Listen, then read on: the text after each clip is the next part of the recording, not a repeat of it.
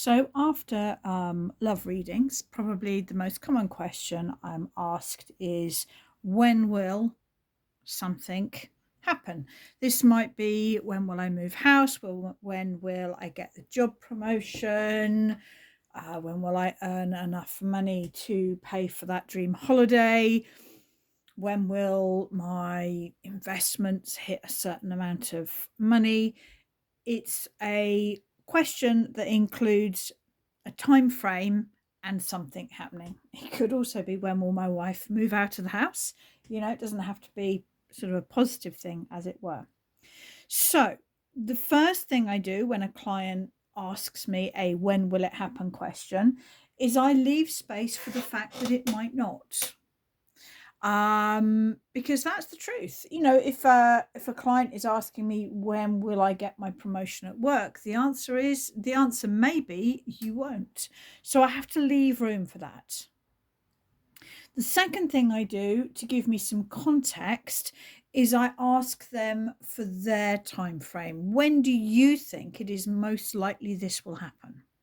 Because then I can read for is it likely to happen before their time frame, on their time frame, or not within their time frame. And it makes it much easier to get an approximate time frame from my client. So I've created a question that I'm going to read for you today to demonstrate this. You can't do blind tarot readings. Tarot readings will always pick up on something. So I've chosen something that's important to me. And the question is, when will I be able to publish or self-publish my tarot book on how to be a tarot professional? And my chosen time frame is February 2024.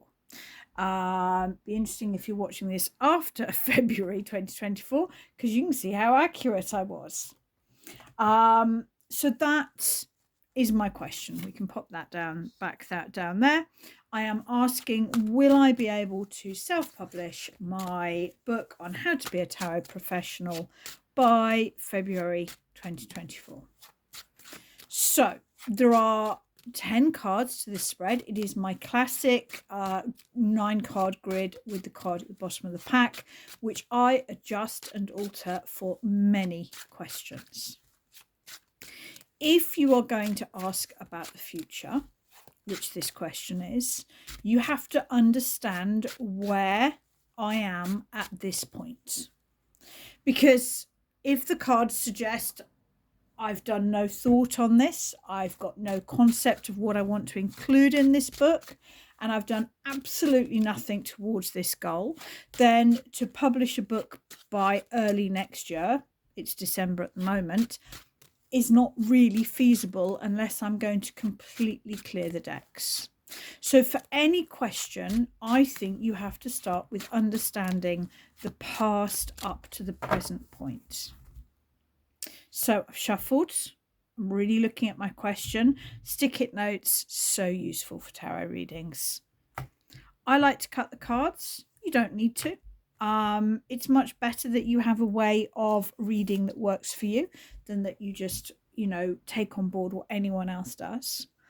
So the bottom 3 cards, it doesn't really matter what order you put them in. I like to put the first card in the middle. And then that is sort of summing up the entire situation. So these 3 cards represent my past up to this present moment, connected with publishing my second tarot book. So the King of Wands, visionary leader. I like writing. It's the honest truth. I enjoy my client hours.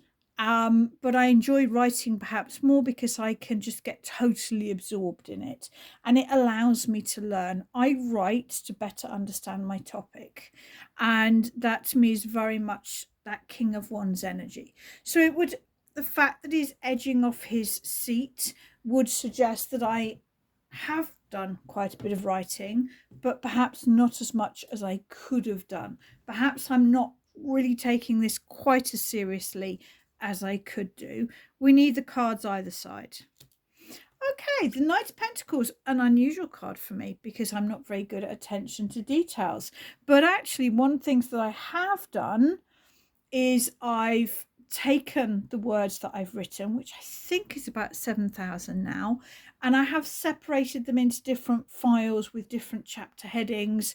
And I am trying to be quite structured with a good attention to detail. So that irritates me because I much rather write in the flow. And the Nine of Pentacles would suggest I've chosen a topic that I am very confident about writing about. And I am. I run my own tarot professional business and I do a lot of mentoring and advising for other tarot professionals. So these three cards would suggest that up to this point, it's a subject I know lots about. I've been quite diligent about organizing my work, and I'm the right person to do this. I've got that vision. I've got that leadership. Okay. The next three cards are possibly the most important cards. They represent the present moment. Now, if the future's not fixed, then there's always wiggle room.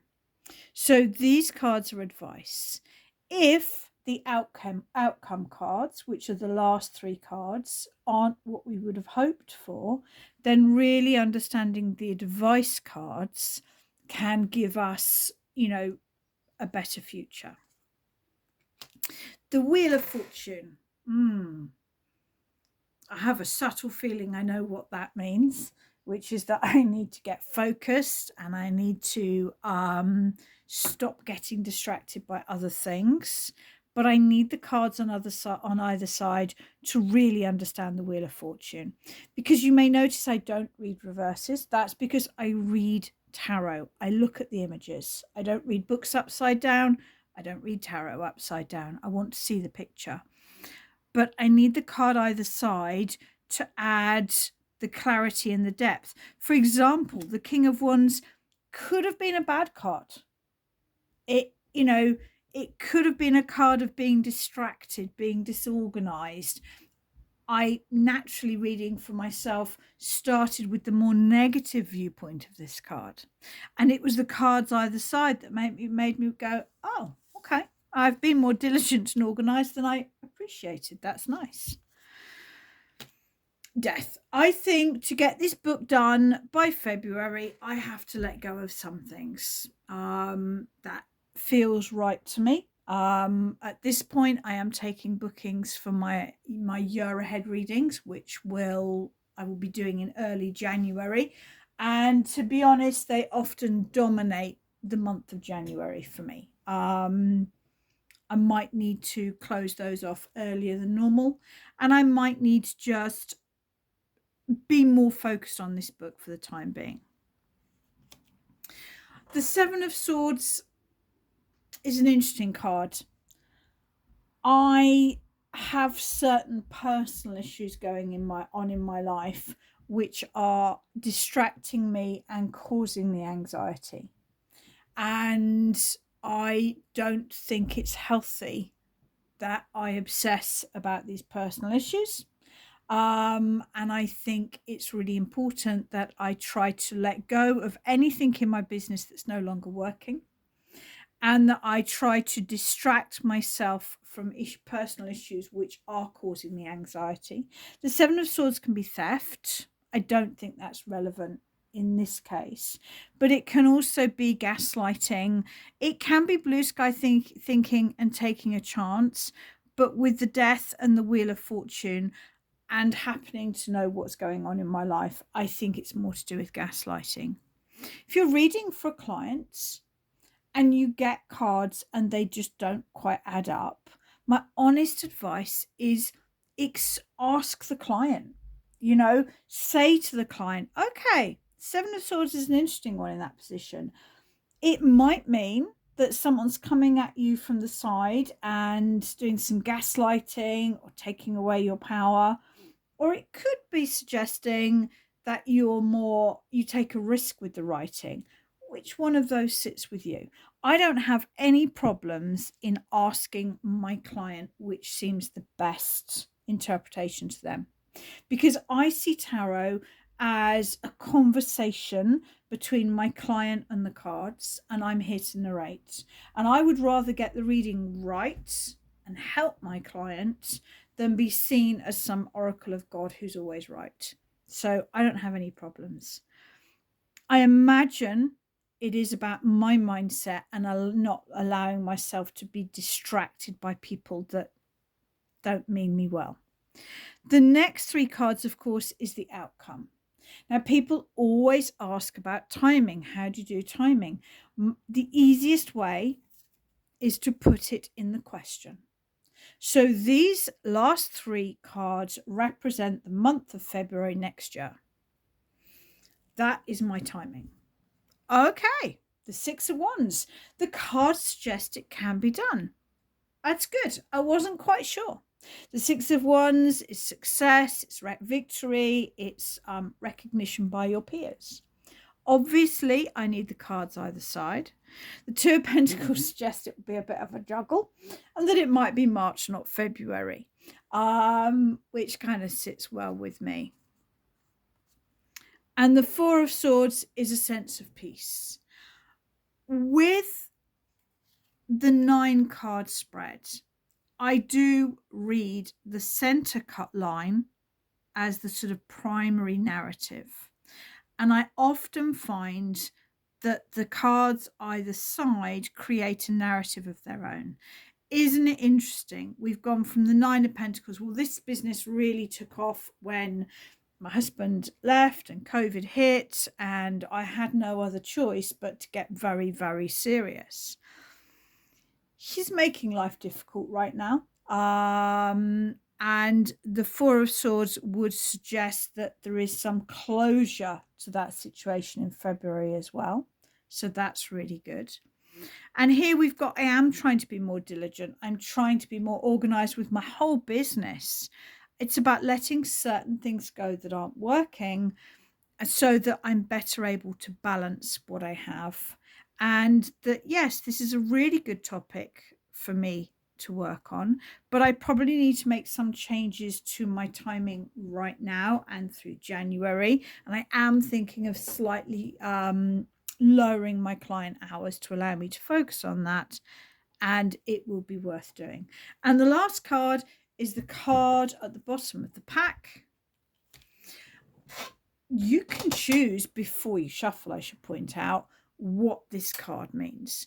And unless I actively change this, to me, the card at the bottom of the pack represents something outside of your control, the outside world. Now, I would love to suggest that this is some wonderful romantic partner sweeping in to bring extra joy and love to my life. And who knows? I'll check in on February and let you know if that is the case. But it also could well represent my very good friend Rachel Birch. She's written The Twisted Tree, which was very much written at a time when we were discussing a lot about Norse mythology. And she was really helping me with my writing. She has been a real inspiration for me as a writer, and I had the great pleasure of having her I just move those out. She copy edited Introducing the Runes for me, and even added a few little tweaks of her own to the Odin page. So I've always felt that the Two of Cups is very much a Rachel card, because we're one of those friendships where we each, I hope, speaking for her as well, immensely grateful to have the others in our life. So it is a reminder to share what I'm doing with Rachel and to invite her to help. And that is how I will answer any when will it happen. I ask my client for their most likely time frame. 3 cards for what is the situation up to this point. 3 cards for the present moment, which includes advice, and 3 cards to represent the time frame they've suggested. Now, if this is a negative, if this is a no, I would look back at these cards and think to myself, are they suggesting this is never going to happen?